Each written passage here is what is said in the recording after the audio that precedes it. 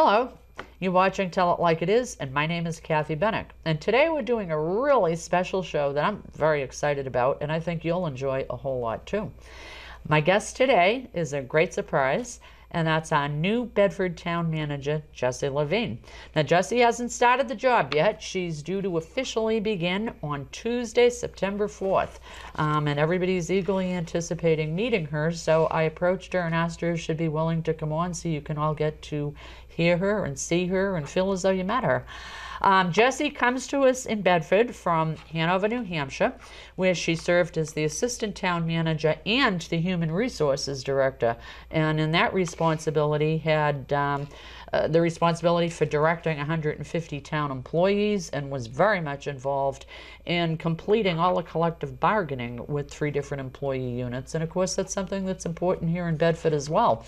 Prior to that, Jessie was the town administrator and the CEO for the town of New London, for 11 years. And over there, her accomplishments were many and included getting voter approval for bonds for construction of town facilities, the creation of a 3-town joint assessing department, infrastructure improvements to wastewater collection as well as to major traffic intersections. And she served as a key figure in a multi-town effort that was aimed toward really trying to get established a state-of-the-art fiber optic network system, which of course is a huge need in that area. Prior to her town management experience, Jessie served for 3 years as a legal office manager for the well-known Boston firm of Weissman and Associates, and she also served 5 years as the litigation department manager and a legal assistant at Hill & Barlow, which is one of Boston's most prestigious law firms. She is a New Hampshire native, grew up in Hopkinton and graduated from high school there, and then went on to Dartmouth College, and has also since completed all of her courses at UNH for a master's degree in public administration. And wait until you hear this. Even though she was doing this while continuing with her professional career, this lady managed to maintain a 4.0 GPA throughout, and that is pretty impressive. She's also completed many and multiple professional training courses and seminars. And Jessie has really established a reputation. She's very well known and respected in professional circles. She's an active member of the New Hampshire Municipal Association and serves on its Municipal Advisory Committee. She's a member of the International City-County Management Association, serves on the Municipal Management Association of New Hampshire, and she served both as president there and on the executive board for 7 years. Very active with the local government center, which of course is very important to the towns in New Hampshire. She serves on the board of directors, served 2 years as vice chairman of the organization, is a chairman of the personnel committee, and is also a member of the finance committee. Very, very active with the Capital Region Development Council, serving both on the Board of Directors and on the Loan Review Committee. So you can see, listening to all this, very, very broad-based knowledge on how to run a town. She's very active with Rotary International, serving as both the president of the New London Rotary and a board member and secretary of the Hanover Rotary. She's received, and Jessie's young and has received a whole lot of recognition for her accomplishments. Some of her many awards are receiving the Program Excellence Award in 2007 from the International City-County Management Association. She was selected by the Union Leader and the New Hampshire Business and Industry Association for a 40 Under 40 award for emerging leaders in New Hampshire. She was chosen for the Leadership New Hampshire class of 2011 and recently was actually invited to serve on their board of directors. I don't know how she does it, but in her spare time she manages to spend time bicycling, skiing, golfing, running, and I'm told she's been known to enter a running race now and then. She's in the process of purchasing a home here in Bedford and will be moving here very soon. And although not officially starting her job, as I said, until September 4th, Jessie's already establishing a presence in town. She already set up a town email address. She was introduced to the media the other day in a press conference. And what I want to stress right now is to kind of show you her enthusiasm and her personal dedication. I need to mention to you that today is August 18th, a Saturday morning, and Jessie's here for a chance to talk to all of you and meet all of you. Jessie, with that, welcome to town. I am so happy that you're here. Glad to be here. And I can't even imagine right now what your life is like between getting ready to jump in here, finishing up your duties over in Hanover, thinking in terms of buying a house, selling a house, packing the boxes, and so on. I mean, you've got to just be going... I think I've lost a few pounds in the last couple of weeks. I think. I mean, you've got to be going 23 hours a day. It's exciting. I'm looking forward to being able to sleep through the night without something popping into my brain at 2 in the morning. I would guess. It's a great time, and I appreciate the opportunity to be here. Well, they always say that some of the biggest life changes are changing jobs and moving and buying and selling houses, and you're kind of doing them all at once. All at once. That's right. It's been about 12 years since my last big move, so it's fun to be here. Well, you like me? Do you have a million boxes that you look at and you go, "Oh my God, what do I do with it all?" And am I going to get that done to the house before I put it on the market? I've got a long list. Yeah. Well, I heard that Mom is helping you by doing the first look at a lot of houses, so that's kind of neat. I enlisted my mother and stepfather, who are actually here in the studio with me tonight, to help me look for houses, so it's been great. I hope we're not boring them to death. They're used to it. Well, you know, I was thinking the other day, you know, about you coming in now and obviously starting the job right after Labor Day. And I thought to myself, wow, this is a good time and a bad time for her to be coming in. Bad time because you are immediately going to be immersed in the whole budget cycle for the town. That's right. Good time because you're going to be immediately immersed in the whole budget cycle for the town. It's the best way to learn a town. Exactly, is through the budget. And you're going to have your chance to really jump in and learn it all at once and put your own mark on it, which a lot of town managers don't get that opportunity. They inherit something that, right or wrong, they have to live with. Yeah, that's a good point. I hadn't thought about that. I mean, I'm lucky in Bedford that it has been so well run for years, and especially in the last year with Crystal Dion being in charge, and the department heads in Bedford are high caliber, and so I'm going to be counting on them to help me learn the ropes, and I have no doubt that it'll be fine. So you've had a chance to meet a few of them now and talk to them a little bit? Well, they all interviewed me, and then that's right. That's right. Yes. So, and then I've met some of them in the process of coming down and getting acquainted with the community. Had some longer conversations. Some of them I knew beforehand through statewide work, but that's true. But it's going to be nice to work with them. They're very highly regarded. Well, and they're all friendly too, I think. Good. Yeah, I think so. Good. Yeah, any I've ever dealt with have always been forthcoming and cooperative. So great. Well, and that's what we're all here to serve the public, and hopefully everybody understands that. Oh, that's great. Now, obviously, the big thing for any town manager is always finances. Aside from that, I mean, a town manager has to wear a whole lot of hats. What do you see as kind of the biggest role that you'll have to play? Well, I'm actually looking forward to embracing the role of working on economic development here in Bedford. I know that's important to the town council, it's important to the community, and has been for years.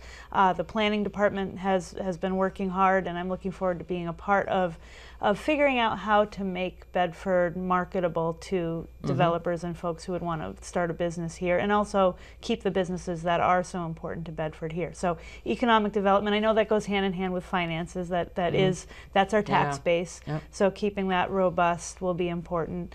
Also working on the traffic and congestion problems and keeping a dialogue with the state about 101 and with the airport access road coming through the end of, ending in Bedford now. There's a lot of opportunity in that corridor, and helping make the most of that. And I just heard actually the other day that you mentioned 101. I just heard like in the past week that it's actually getting moved up. Yes. Sooner than we had been told even 2 or 3 months ago. Well, I know Russ Marcoux, my predecessor in the council, worked hard to get the state's ear, and I think have had some level of success with that. Whether the state can honor its commitments in the economy in the face of funding, we'll see. And that's an issue that all towns face. Yeah. And declining federal grants that we used to rely on as well. Oh yeah, the challenges are many. Now, I think that and I don't want to be unfair, but just in the general scheme of things, what do you think might be your biggest challenge in Bedford? Any sense of that yet? Well, the town is twice as big as Hanover. It's about 5 times as large as New London. So just getting to know the community is going to take a lot longer, I think, than in the past. Luckily, I grew up in New Hampshire. I do have a lot of connections in the area, but Bedford's new to me. So just becoming part of the town, being accepted by the town, knowing the nuances and the personalities, all of that will be a big challenge. Actually, having a TV presence will be new to me. The Hanover Town meeting, Board of Selectmen's meetings were videotaped, but I, as assistant town manager, had really a minimal role in that. So the TV presence, being on with you and having the meetings televised, that will be new to me. Well, actually, the council meetings are live and in living color, I know. It's a little intimidating to, I think, sometimes you almost have to ignore it, Good. Well, I'll ask you for your advice for sure. Well, it's funny because every so often when you watch a council meeting on TV, you'll see something quirky one of them will do, and it's always kind of fun. And I think they realize it too. As long as it's somebody else and not me, that's great. Well, yeah, and I think they realize it too, because every so often you'll see one of them, make a reference to something, and they'll all enjoy a laugh over it. I don't think anybody gets like brutally serious over it, because it is what it is. Right. I mean, people are sitting there in a meeting. Right. And sometimes these meetings can get pretty boring, actually, Well, in which case maybe nobody would be watching at that moment anyway. I've always wondered how many people watch besides me, to be honest with you. I'd love to know. I also will be honest with you, I have been known to fall asleep watching a town council meeting. So they're not always, great fun. Good narcotic. That's good. If you had to pick one thing in your professional career that you really would say, this is what I'm most proud of, what do you think you'd pick?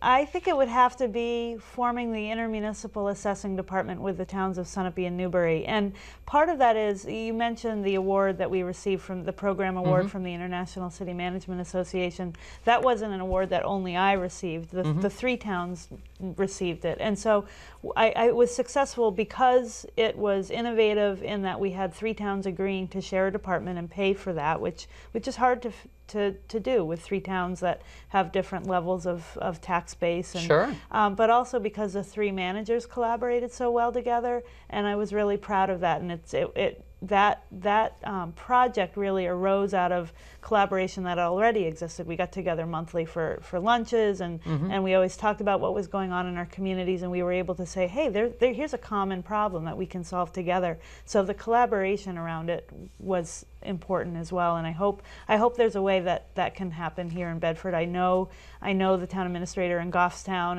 and Merrimack and Milford, and so being able to work with those managers is something I'm looking forward to. Now, a lot of people probably listening don't really know what that project was. Do you want to talk about it a little bit? Sure, if you'd like.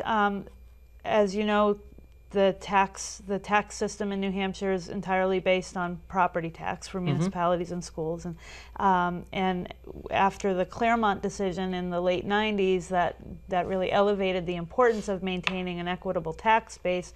All the communities had to, and the state actually abiding by its own laws that had been on the books for a long time, the towns had to figure out a way that they were going to always have property taxes assessed equitably and fairly and proportionally.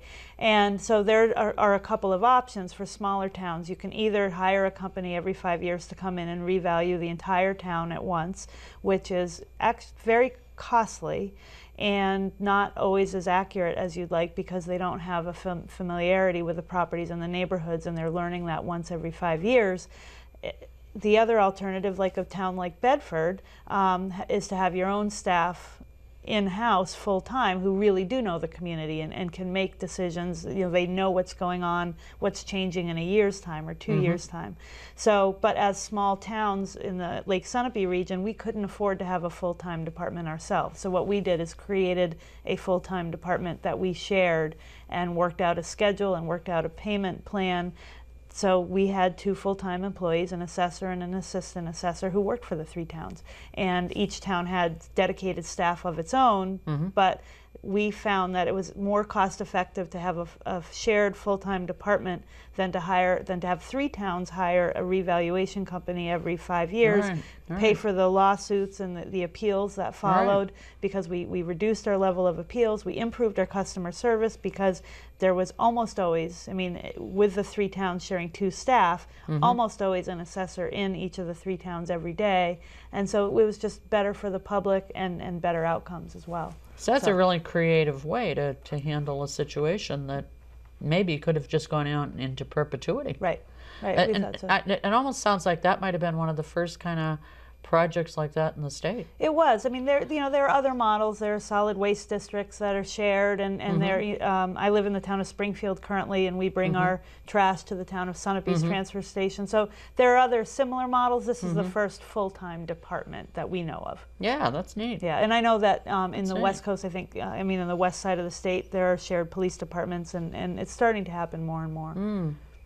Yeah, but no, that sounds like a good idea. Yeah, it was great. And you know, you already mentioned Merrimack, Goffstown, and Amherst, and yeah, I mean, it would almost just seem, to name a couple, I mean that we're on top of each other. It would almost seem that there would be some joint programs that maybe nobody's looked at yet. I hope so. That could benefit all of us. That will be a conversation that I think we'll be having over the years. Yeah. Yeah, it makes sense. Yeah. What would you say? And this is kind of a little shift, and we don't have to stay with your job, although if you want to, that's fine. What would you say is the toughest challenge that you've ever had to overcome in your life?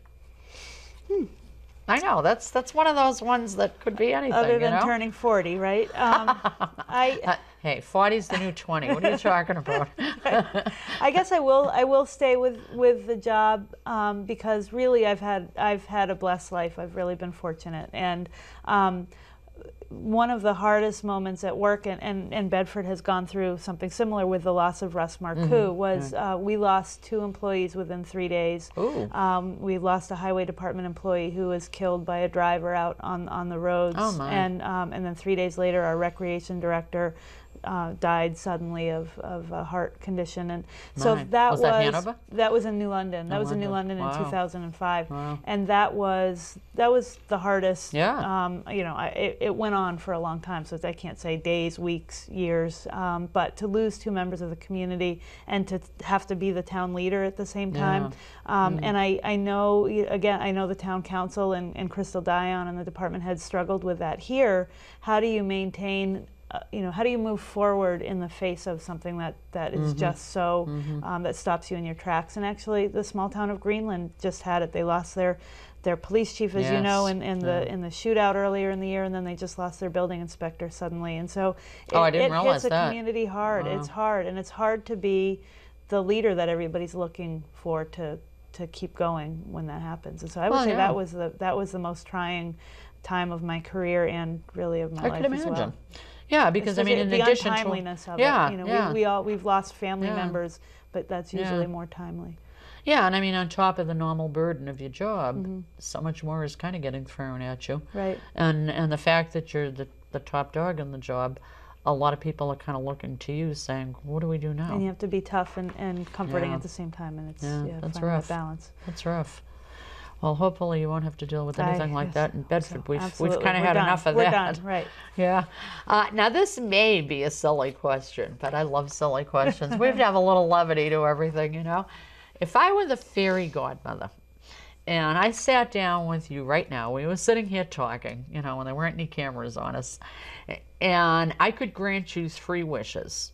Now, forget about, winning a $322 million lottery, because we all want to do that. But if I said to you, okay, Jessie, 3 wishes, what are they? What would you say? Now, this can be anything. Could be to find the perfect pair of shoes. I don't know. Well, I don't mind trying that. World peace, solve world hunger, eliminate deadly disease. I guess it would be it would be great to ask for something as simple as make our economy robust and solve solve our revenue problems. But I mean, really, it's the big things that matter. On a day-to-day basis, this will get through what we're facing in the communities in New Hampshire, and it's really the big picture stuff that matters. How is the world sustainable? That's some of the stuff that I mean, just reading in the paper today about the solar glare and the loss of ice, the ice cover. So I would say, I would love to solve the big problems, and then the little ones that work themselves No out. personal wish list, though? Oh, gosh. That must be a bucket list, though. I want to find the perfect house, which I think we're closing in on here in Bedford. Yeah. Have you looked at a lot in Bedford? Looked at quite a few. I don't know, 10, 12 maybe. Yeah, it seems like a lot. You've only had a couple of weeks to do it, too. Yeah, it's good. I've been working with a great real estate agent and getting to know the town at the same time, which is good. And it is kind of fun looking at houses. It is. And I don't know about you, but anytime I'd ever walk in a house, as I'd be going room to room, I'd be kind of mentally going, well, this is what I want to change here, and this is what I'd put there. And how much would it cost to make this what I want? There you go, yes. Right. Yeah, that's always the big one. Right. The great big one, yeah. It's wild. A couple of years ago, Russ McCoo, along with who was then the town council chairman, Mike Isbicki, they started a BC TV show, and it wasn't a set schedule, but kind of as they saw fit to do. They would come in and sit down, and the purpose of it was to update residents on something that might be kind of big, whether it was the budget or what have you. And the two of them would sit and they would explain it and explain their point of view and say, okay, and we'd all listen, and good. I mean, it was a good thing to do, and I applaud them for doing it. But, the problem I always had with it was that they kind of gave their presentation, but there was no opportunity to say, okay, wait a minute, now what do you mean by that? Or what will this do? Or why did you decide this instead of that, or whatever? Because I think dialogue helps people understand better. And certainly if there's a misunderstanding, it can be cleared up right away, rather than people walking away going, I can't believe they're doing that. It can be addressed immediately. You probably know exactly where I'm going with this. I'd love to be able to set up something on a regular basis with you, that would be a dialogue going back and forth, that you'd be able to get your ideas out there, or a policy change that you're making, or what have you, and not just be able to say to people, this is what's going to happen, but somebody who is just a resident, who's not on the council or whatever, can come back at you and say, okay, that sounds pretty good, but what do you mean? Or I don't understand this. Yeah. Tell it like it is. There you go. I think that I see no reason right now why that shouldn't happen. This, as I said in the beginning, this is my first time in a community that does use the public access TV so heavily, and I think it's great. I've always written. I used to write a weekly column for a local paper in New London, and that used to be the medium that I used the most to communicate what was going on. And you're right, though, it's one-sided, and I would appreciate the opportunity to be able to have a conversation about the issues that are important to Bedford. And I think while I have no reason to be critical about what Russ and the former councilman did, I do think that it's nice to be able to respond to questions that the community has, and so at this point, yeah, I'm game. Oh, I'm going to hold you to that. I'll be calling it. Yeah. No, I'll call you up every few weeks. Go, Jessie. So can we do a show next week? And I'll say, well, I'm still learning about it, Kathy, but give me a couple more weeks. Yeah, but that's all right. I mean, I think nobody expects you to come into town and have a take on everything. It's impossible. I mean, obviously you've got to have the time to get in here, get a lay of the land, research backgrounds on issues and such, because nothing's ever black or white. And no matter what the issue is, one person's going to say this person's going to say that, and you're going to have the unenviable task of trying to sort through all the noise and arrive at, okay, what's the real story. And, Well, and that can't happen overnight. I really like to make fact-based decisions. Yes. I want to be able to avoid emotion in a conversation, if possible, around an issue that's important to the town. So generally what I try to do is stick to the facts and hope that the data that are out there help support whatever it is we're requesting, whether it's a budget increase or try to get approval on, in New London, another thing I was proud of was getting a roundabout approved by the community. We had a substantial federal grant, but we still needed to have town meeting vote to approve the matching funds for that. And a roundabout can be controversial because people don't know how they work. And Goffstown would be a prime example of that. Goffstown, Concord. So it was my job to sell it, really, for lack of a better word, and try to keep it fact-based, and that's what I would hope for here as well. Well, this is what I think is so great about you coming in, because you're bringing a fresh set of eyes to all of this. Right. And yes, you've had some acquaintance with different people through your professional career, but you know, you're not part of any local battles or, aligned with one side or another. You're not going to be weighed by who your friends are at this stage or who's in your ear. You're going to look at all. Exactly, exactly. And quite frankly, I really think we need that badly in this town. I know you did your research on the town, and you can see there's been a few little skirmishes and kerfuffles of late. Yeah, well, and which is no different from any other town. So Bedford is human as well, and that's fine.